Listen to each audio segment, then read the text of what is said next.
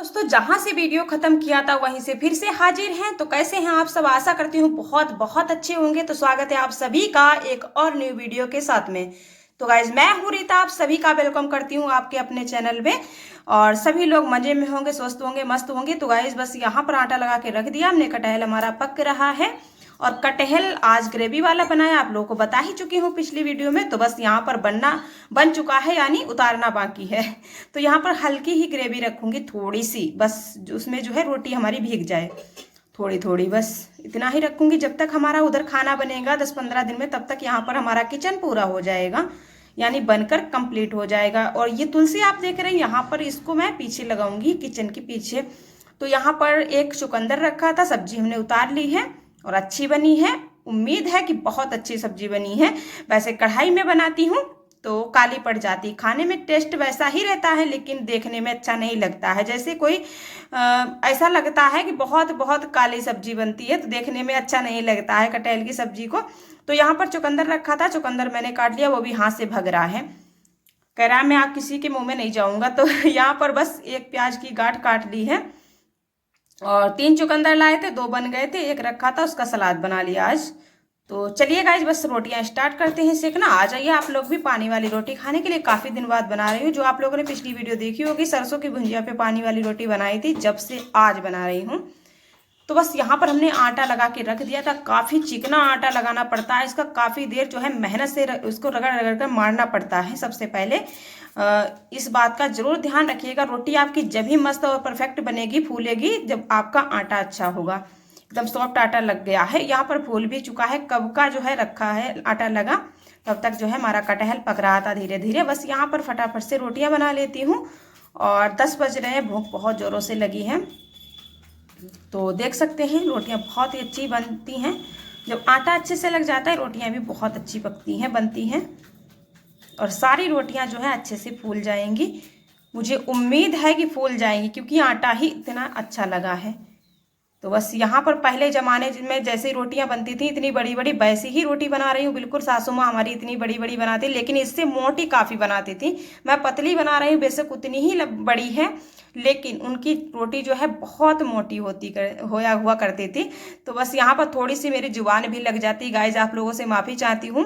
तो यहाँ पर बस हमारा चूल्हा जो है जल रहा था धीरे धीरे, कंडी भी रख दी मैंने ताकि जो है अच्छा से जलता रहे, बुझे ना, नहीं तो फिर रोटी जो है ख़राब हो जाएगी तवा पर, और जो है एकदम से वैसी पड़ जाएगी जैसे, यानी एकदम से पकेगी नहीं और ऐंठ जाएगी तवे पर ही। और जब ऐसा होता है, ऐंठती रोटी कब है? जब आटा हमारा अच्छे से लगा नहीं होता है, यानी मड़ता नहीं एकदम से, जैसे पहले ही पानी डाल दिया और ढीला ढीला करके रख दिया, लो मड़ गया आटा। इस तरीके से लगाएंगे ना आटा तो रोटी हमेशा ही ऐंठ जाएगी। और सबसे पहले आपको एकदम से कसा कसा आटा लगाना पड़ता है, उसके बाद में पानी डाल डाल के जितना आप चाहते हैं ना रोटी बनाने के लिए, उतना आप जो है लगा सकते हैं।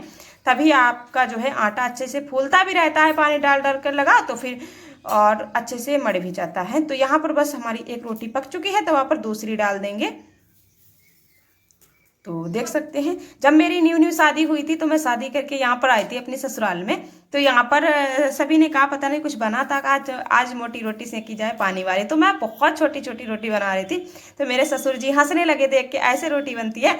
तो मेरी सासू माँ से छुट्टियाँ कहते थे मेरे ससुर जी, तो बोले इसे छुट्टियाँ तो इसे रोटी सिखा देना, बहू को अभी नई नई आई है, इसको कुछ भी ऐसा है लगता है रोटी सेकना नहीं पता है, और ऐसे ही बनाएगी धीरे धीरे सीख जाएगी, छुट्टियाँ इसे सिखा देना। तो हाँ बोली सिखा देंगे। तो दोस्तों मैं डर रही थी, रोटी तो बना लेती थी बड़ी बड़ी सब कुछ, जैसी आप रोटी चाहते वैसी ही बना लेती। मुझे डर बहुत लग रहा था कि मैं नई नई ससुराल में आई हूँ और कैसी रोटी बनाऊँ, मुझे कुछ समझ में नहीं आ रहा था। मैंने पानी वाली रोटी पहली बार बनाई थी और सासू माँ को भी नहीं देखा था बनाए हुए, तो मुझे पहला चांस मिला था पानी वाली रोटी बनाने का। तो मैं सोच रही थी कितनी बड़ी बनाऊँ, तो मैंने छोटी छोटी पहले बनाई, मैंने ऐसा को टोक दे, तो बहुत छोटी छोटी मैंने रोटी बनाई। तो ससुर जी हंसने लगे, छुट्टियाँ ऐसे रोटी सिखा देना।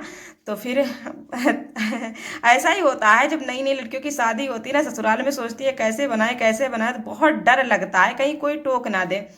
और पता है एक बार क्या हुआ कि मैं साड़ी पहनना नहीं पता था, बिल्कुल नहीं पहनना था। ससुर जी ने देखा पीछे से, पता नहीं कुछ खुल गया होगा पीठ वगैरह। तो मेरी छोटी वाली ननद और मैं दोनों लोग खाना बना रही थी, तो उनकी निगाह पड़ गई होगी ससुर जी की। तो बोले बहू, तो हमने कहा क्या है, कहीं जो साड़ी है क्या छोटी पड़ जाती है, दूसरी लाए और उसमें जोड़ दे। तो मेरी ननद जो उठी देखने लगी, कहीं भाभी कहीं तो नहीं दिख रहा है, पता नहीं क्यों। और जब मेरे ससुर जी सिलाई करते तो बोले एक साड़ी लाए, दूसरी साड़ी एक साड़ी में जोड़ दे तो लंबी हो जाएगी साड़ी। तो फिर मैंने देखा कुछ भी नहीं दिख रहा है, शायद दिख गया हो उन्हें, तभी तो उन्होंने टोका। और ऐसे सास ससुर होते हैं ना, हर वक्त टोकने वाले या कुछ भी करने वाले, तो हमारा जो है दिमाग भी सही रहता है, बुद्धि भी सही रहती है कि हमें कैसे चलना चाहिए, ससुराल में क्या है। और जब टोकते ज़्यादा हैं तो फिर इतना भी नहीं टोकना चाहिए, जैसे आपकी बेटी है, जैसे हमारी बेटी, लेकिन इतना कभी नहीं टोकते थे और मजाक मजाक में कह देते थे। ऐसा नहीं है कि हर समय टोकते रहे, वो अपनी बेटी ही समझकर हमें बहू जैसे बेटी रखते हैं वैसे ही हमें रखा है हमेशा से। तो ऐसा नहीं है। और इतना खलता है जब बूढ़े बाड़े नहीं रहते हैं तो फिर उनकी यादें बहुत ज़्यादा आती हैं, क्योंकि हर मुश्किल में साथ देना और हर समय पर जो है कुछ भी जैसे काम करने बैठो तो ऐसा लगता है कि ये काम जो है हमको गलत लग रहा है, किसी से पूछ ले। तो बूढ़े बाड़े इसीलिए होते हैं ना, घर में कुछ भी जैसे नहीं पता है आपको या कुछ भी करने काम जा रहे हैं तो क्या होता है कि इधर उधर से पूछना पड़ता है कि ऐसा काम करने हम जा रहे हैं, कर ले या नहीं करने। और जो घर में होते हैं बुजुर्ग तो फिर किसी से पूछना नहीं पड़ता है। तो अब तो मुझे किसी चीज़ की जो है पूछने की आवश्यकता ही नहीं है।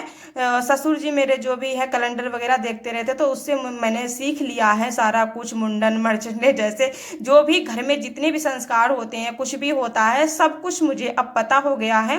कितने टाइम पर क्या होता है, कब पंचांग लगती है, कब ये काम करना है, कब नहीं करना है, सारी चीज़ों को मैंने सीख लिया है। अब हमें किसी की भी ज़रूरत नहीं है। थोड़ा बहुत भूल भटक जाती हूँ तो उसके लिए मुझे सोशल मीडिया है, उससे मैं पूछ लेती हूँ, बाकी हमें किसी चीज़ की ज़रूरत नहीं है। तो गाइस खलता तो है, जब बूढ़े बाड़े घर में नहीं है रहते हैं तो फिर बहुत ज़्यादा जो है। बस हमारा खाना बन चुका है गाइस, आ जाइए आप लोग भी खा लीजिए। पतिदेव खाकर चले गए, सारी रोटियां हमारी बन गई हैं बातों बातों में ही, और यहाँ पर बस मैं भी खा लूँगी। और गर्म करके खा रही थी क्योंकि ठंडी रोटियां बनाते बनाते हो गई थी। मुझे कुरकुरी रोटी अच्छी लगती है पानी वाली, तो यहाँ पर गर्म करते जा रही थी, खाते जा रही थी। और यही होता है, देखिए ससुराल में चूल्हे के पास में बैठकर खा रही हूँ, इतने में सासू माँ होती तो टोक देती, कहती रसोई से बाहर खाओ। लेकिन यहाँ पर क्या होगा कि रसोई में अगर हमने खा भी लिया तो यहाँ पर तुरंत हमें चौका लगाना पड़ेगा। और ये जो है ससुराल जब बहू आती है ना तो यहाँ पर चूल्हा जो है खाती है चूल्हे के पास में बैठ के, तो यहाँ पर चूल्हा जूठा हो जाता है।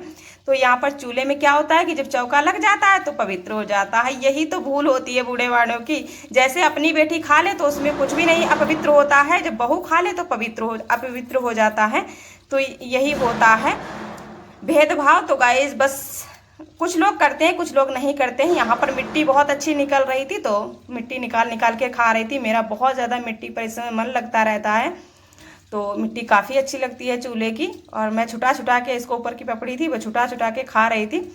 और रौनक के पापा देखेंगे वीडियो तो बहुत डर लग रहा है, लेकिन डाल रही हूँ। आप लोग देखिए कितनी अच्छी मिट्टी है, बहुत अच्छी मिट्टी, टेस्टी लगती है खाने पर।